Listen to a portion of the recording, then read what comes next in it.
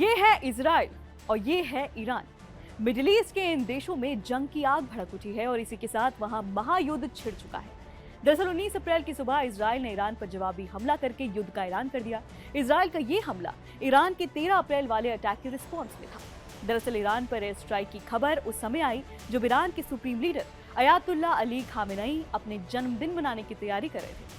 Israeli forces ने इसी दिन को जवाबी हमला करने के लिए चुना और सबसे पहले टारगेट उन शहरों को बनाया जहां ईरान के सुप्रीम लीडर की प्रॉपर्टीज थी और जहां ईरान के Islamic revolutionary guard corps IRGC का प्रमुख सैन्य अड्डा है। रिपोर्ट्स के मुताबिक शुक्रवार सुबह सबसे पहले इजराइल ने ईरान के इस्फहान शहर पर विस्फोट किया। ये शहर स्ट्रैटेजिकली ईरान के लिए बहुत महत्वपूर्ण है। इजराइल ने ईरान के न्यूक्लियर प्लांट्स को निशाना बनाया, मिसाइलें दागी और कई एयरपोर्ट्स को भी टारगेट बनाया। हमले के बाद मीडिया रिपोर्ट सामने आई कि ईरान ने पश्चिमी हिस्से में अपने एयरपोर्ट्स को आवाजाही के लिए बंद कर दिया है।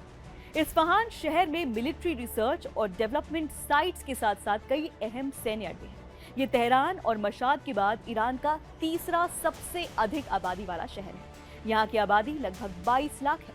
यहाँ अटैक करके इजराइल ने ईरान को कमजोर कर दिया है। वैसे आज ईरान के supreme leader Ayatollah Ali Khamenei अपना 85वां जन्मदिन मना रहे हैं। खामेनेई 1989 से ईरान के सुप्रीम लीडर हैं। खामेनेई ने 13 अप्रैल को इजराइल पर ईरान के हमले के बाद अपनी सेना को ऑपरेशन सफल होने की बधाई दी थी।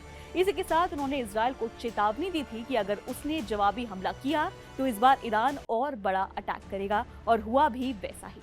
ईरान के सुप्रीम लीडर खामेनेई के जन्मदिन पर ही अटैक हुआ और ईरान ने भी इजराइल पर काउंटर अटैक करके कई मिसाइलें दाग दी। ईरान ने भी कई प्रांतों में एयर डिफेंस बैटरीज यानी कि हवाई रक्षा बैटरियां दागी हैं। इस बीच ईरानी अधिकारियों का दावा है कि इजरायली प्रयासों को विफल कर दिया गया है और उसके सभी मिसाइलों को नाकाम कर दिया गया है। बता दें कि दोनों देशों में सबसे पहले हमला ईरान ने इजराइल पर किया था बीती 13 अप्रैल को।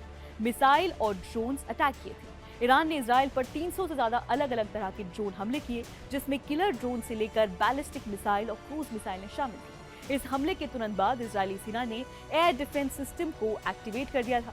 इजरायली सेना ने बताया था कि ईरान ने इजराइल पर सीधे हमले किए हैं।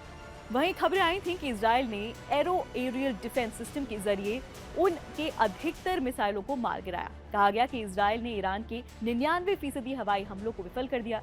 इस हमले के बाद अमेरिका और ब्रिटेन सहित कई देशों ने इजराइल की मदद करने के लिए हाथ बढ़ाया।